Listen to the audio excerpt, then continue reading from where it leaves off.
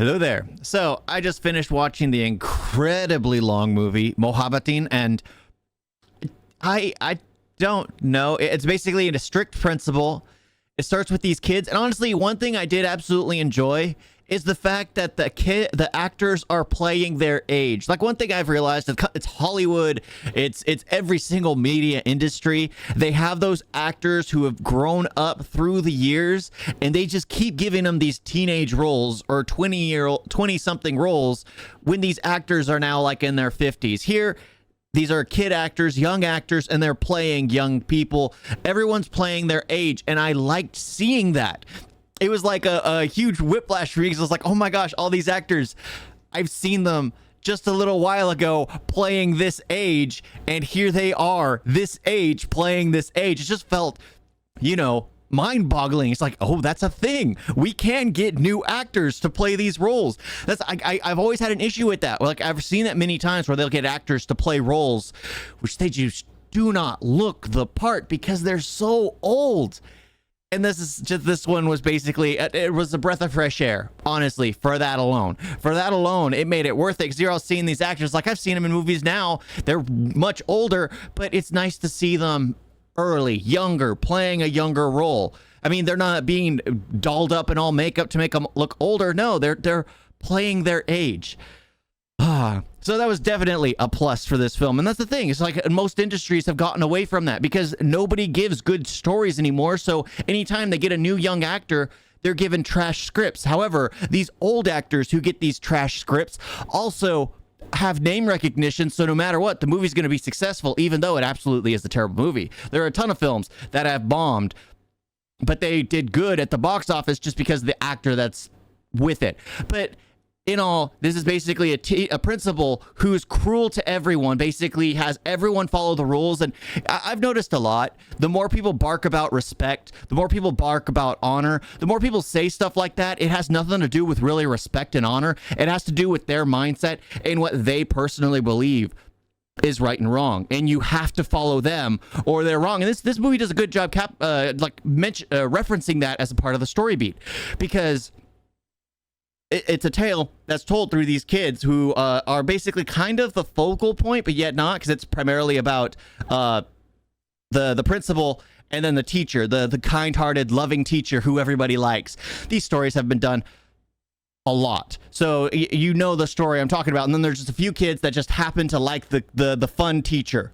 They just happen to be, so it kind of revolves around everyone. And these kids end up falling in love, and the teacher kind of encourages that, only to find out, of course, it was obvious that the fun teacher happens to be the loved one of the principal's deceased daughter, who killed herself after the principal had expelled this guy. Oh, so it's just like one of those things that this story was drawn out way too long, way too campy. But the problem was, it's an old film. They are incredibly campy. They get very cringy at times. This movie was very cringy in some of the romance, some of the scenes, like the one part where the boyfriend of one of the love interests tosses the girl into the pool, and then the love interest walks in, and one of the kids from the school walks into the pool. It's very cheesy, very corny. All the music stops. Everyone just stops and stares. It's just like one of those, that isn't realistic. That is just very... Yeah, and there's a scene where they have the fun principal in the past, SRK, in the past with the woman he loves that happens to be the principal's daughter.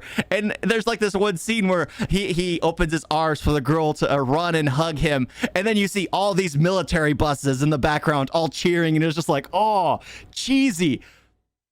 But honestly, the best thing about the film was seeing the actors play their age. I did enjoy seeing the fact that this guy, Bushan, is basically playing the principal, and he refuses, after his daughter dies, commits suicide to prove to him, which honestly I felt like it was a weird way to prove that love should be the focal point.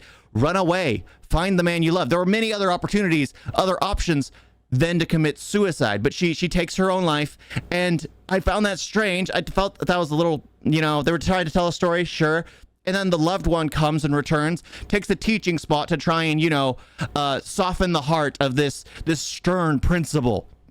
Again, it's a story that's been done multiple times.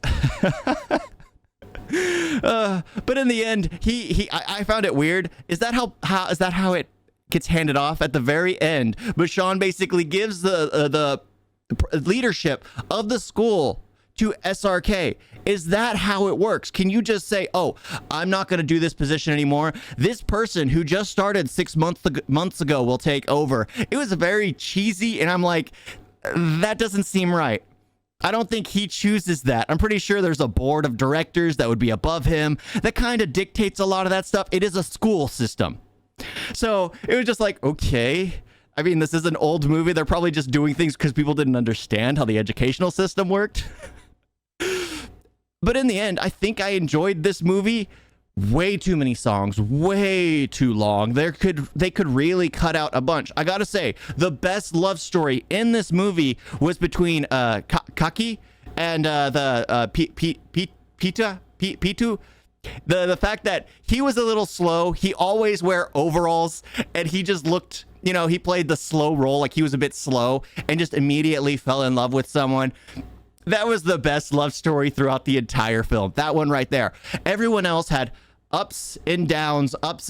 He was committed to a woman who absolutely despised him. And once he realized that she wasn't going to return the favor, he goes like, I'm sorry, I've done all this. And then she realizes she wants his attention. No one in years has been that way towards her, and she misses it. She loved it when he was doing it and realizes she would miss it. It was the best romance story right there. Every other one, not really important. I didn't really care for SRK's background story. It's like, okay, that's cool. The leaf, sure, that's nice.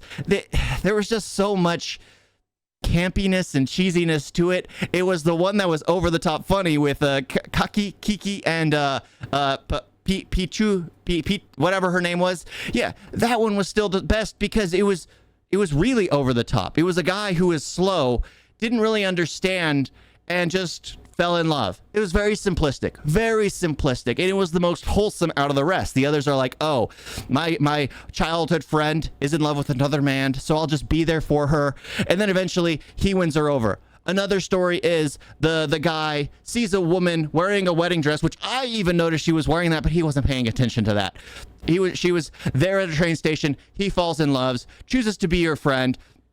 Apparently, her husband left the night of their wedding to go off to war, never returned, and everyone just assumes he's dead. There's no body, no nothing. Everyone assumes he's dead, and he needs to win her over. He gets slapped in the face when he confesses his love, only for her sister-in-law of her deceased husband, encourages her to follow her heart. It's just like all these little things. Of course, the third one was a guy who started basically stalking a girl, forcing her into situations, blackmailed her into going on a date with her where she slapped him, made him feel, like a terrible person. And then he basically corners her that same time and basically talks down to her because she was the one belittling him. She was the one, it was just very weird. Some of it was just like, okay, they could do without some of this. And of course, he likes her, but he can't let her know he likes her, so he pretends to be, that type of dude who just is attracted to anyone till she gets jealous, and then he can admit it. There's just so many random things going on I didn't care for. But it was nice, again, seeing these people basically play their age. Because I like SRK, but I'm getting tired of seeing him play a 20-something. When he was in his 40s, he was playing 20-something. He's in his 50s. It's just why? Why? Give younger actors a chance. Give them, if the movie's terrible, don't blame the actors.